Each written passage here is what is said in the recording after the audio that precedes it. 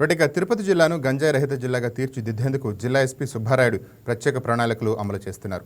మత్తు పదార్థాలు విక్రయించినా, కొనుగోలు చేసిన కఠిన చర్యలు తీసుకుంటామని అన్నారు. గంజాయి తాగిన వారిని స్పాట్లో గుర్తించేలా ప్రత్యేక కిట్లు ఉపయోగిస్తున్నట్టు వివరించారు.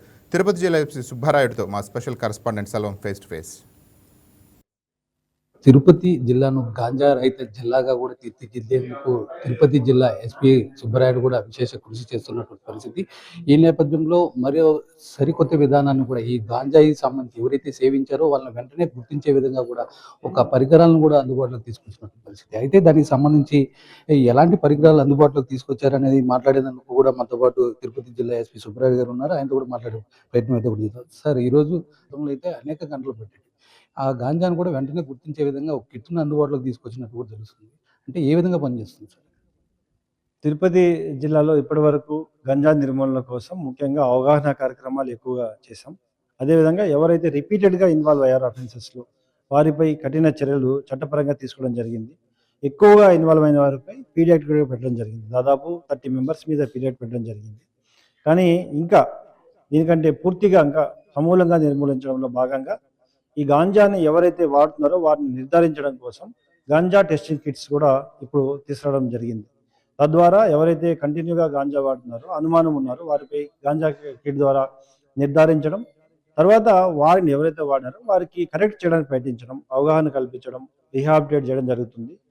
తర్వాత ఆ వ్యక్తి ద్వారా ఎక్కడికి వాళ్ళు సప్లై చేశారు, ఎక్కడి నుండి వాళ్ళకి వచ్చింది, ఎవరు సప్లై చేశారో తెలుసుకొని వారిపై కూడా చర్య తీసుకోవడం జరుగుతుంది. అంటే దీనికి సంబంధించి ఇప్పుడు ఎవరిపైనా మీరు ఈ కిట్‌కి సంబంధించి కూడా ఎవరిపైనా మీరు టెస్ట్ చేశారా?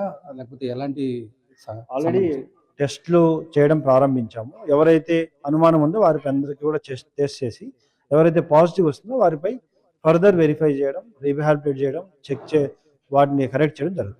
సార్, ప్రధానంగా చూసుకుంటే మన తిరుపతిలోనే గంజాయి ఎక్కువ కూడా దొరుకుతుంది. అదే ప్రధానంగా చూసుకుంటే రైలుకు సంబంధించి ఎక్కువ ఇక్కడ చేరుతుందని కూడా ఒక వాదన ఉంది సార్. అంటే దీని మీద ఎలాంటి దృష్టి సారించబోతారు మీకు సంబంధించి? ఆల్రెడీ గాంజా యాంటీ స్క్వాడ్ ఒకటి, ఈగల్ టీము అన్నీ కూడా పనిచేస్తున్నాయి ట్రైన్స్‌లో.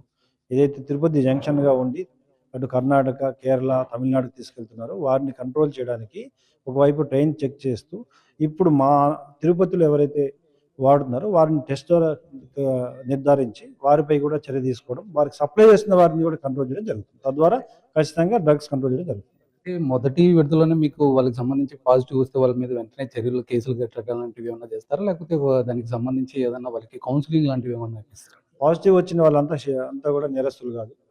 ఫస్ట్ వాళ్ళని కన్సిడర్ చేసే కన్జ్యూమర్స్, వారిని రీహాబిలిటేషన్ ప్రయత్నిస్తాం.